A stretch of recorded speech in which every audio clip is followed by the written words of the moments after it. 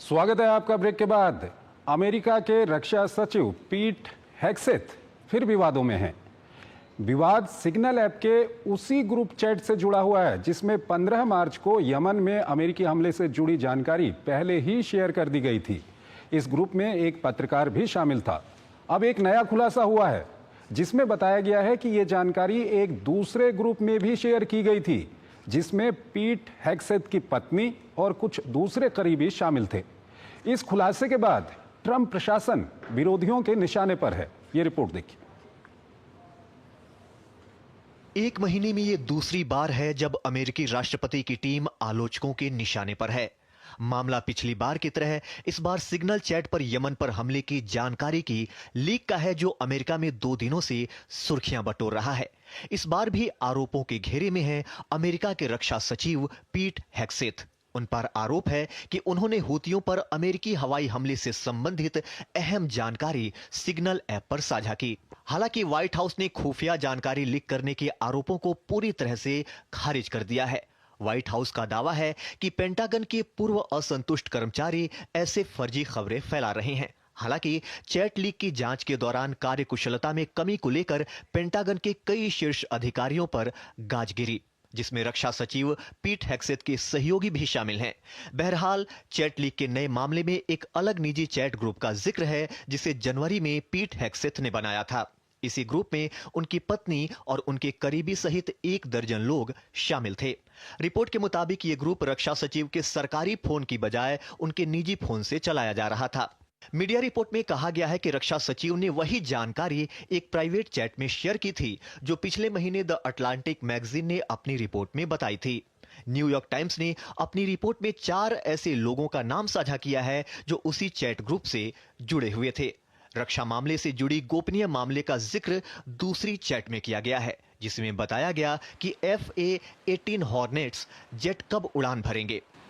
पिछले दिनों इन्हीं लड़ाकू विमानों ने यमन में हूतियों के ठिकानों पर कहर बरपाया था। दरअसल इससे पहले भी जिस चैट ग्रुप में यमन पर हमले की जानकारी साझा की गई थी उसमें द अटलांटिक मैगजीन के एक पत्रकार को राष्ट्रीय सुरक्षा सलाहकार माइक वॉल्ट्ज ने जोड़ लिया था। बहरहाल नए खुलासे के बाद टीम ट्रंप के खिलाफ नया मोर्चा खुलता दिख रहा है। डेमोक्रेटिक नेता चुक शुमर ने आरोप लगाते हुए कहा कि सैन्य हमले की योजनाओं पर चर्चा करने वाले शीर्ष राष्ट्रीय सुरक्षा अधिकारियों को बचाने के लिए छोटी मछलियों की बलि दी जा रही है। इस बीच अमेरिकी सेना ने राजधानी सना में हूती विद्रोहियों को निशाना बनाते हुए हवाई हमला किया जिसमें कम से कम 12 लोगों की मौत हो गई, जबकि 30 से ज्यादा लोग गंभीर रूप से घायल हो गए। ये इलाका पहले भी अमेरिकी सेना के निशाने पर रहा है। और इस खबर पर बात करने के लिए हमारे साथ जुड़ रहे हैं मेजर जनरल रिटायर्ड ध्रुव कटोच, सुरक्षा विशेषज्ञ हैं। उनसे हम बातचीत करेंगे। कटोच साहब, बहुत बहुत स्वागत है आपका हमारे इस कार्यक्रम में।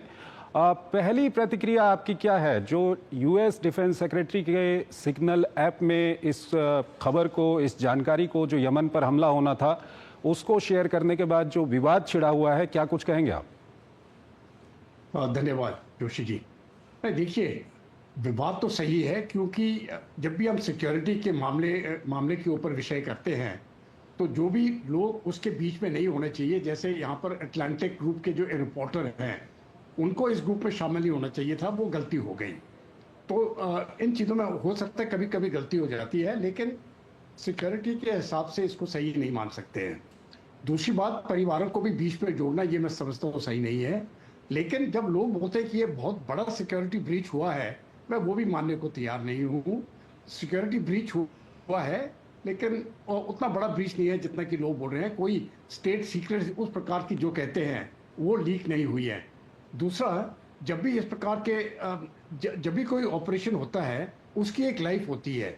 फर्ज करो अगर आपने कुछ आपने इंफॉर्मेशन दे दिया है, उस इंफॉर्मेशन के ऊपर एक्ट करने के लिए भी कुछ समय चाहिए।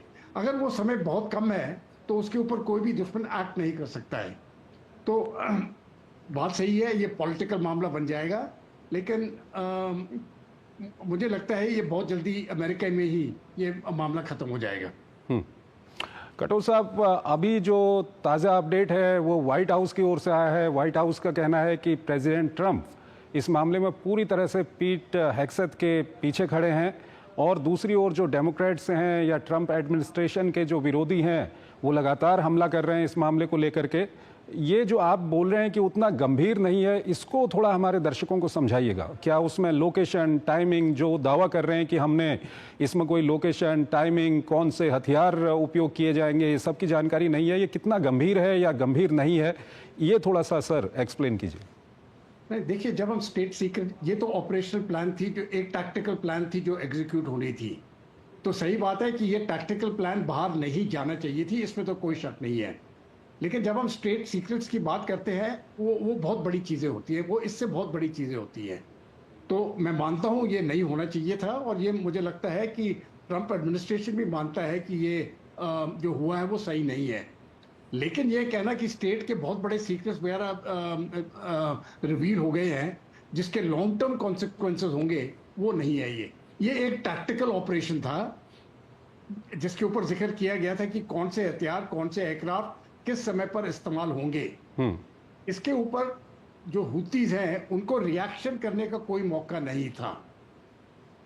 तो जो असर होना चाहिए था उसमें, जो नेगेटिव असर होना चाहिए था, मेरे अपने विचार से कोई नेगेटिव असर नहीं हुआ है। लेकिन वो बात जो आपने शुरू में कही, वो बात सही है।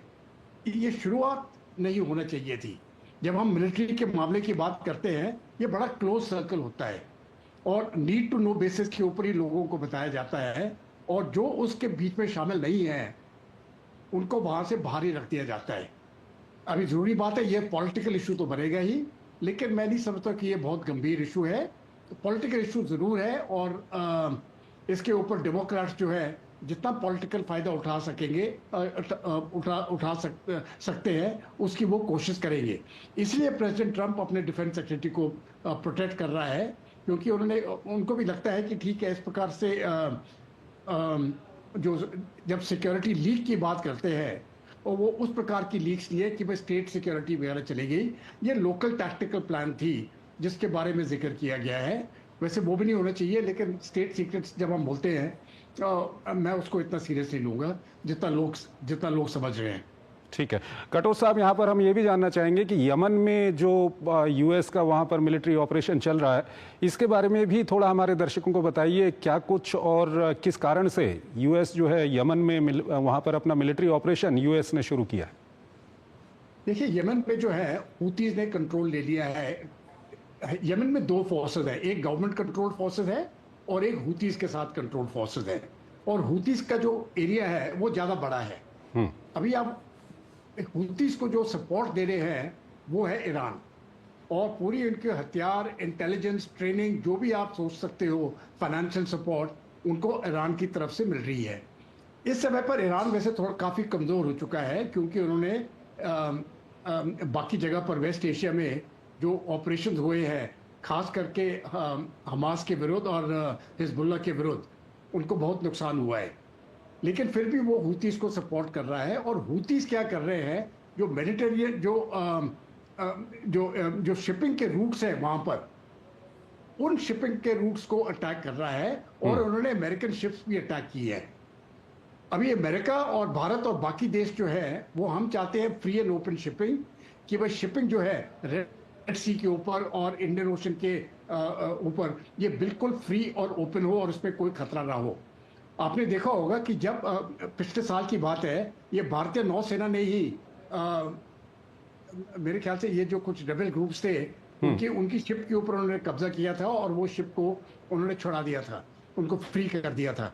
तो भारत भी इस ऑपरेशन में बिल्कुल शामिल है, और अमेरिका भी इस पे बिल्कुल शामिल है। वो चाहते हैं कि ये फ्री एंड ओपन शिपिंग हो।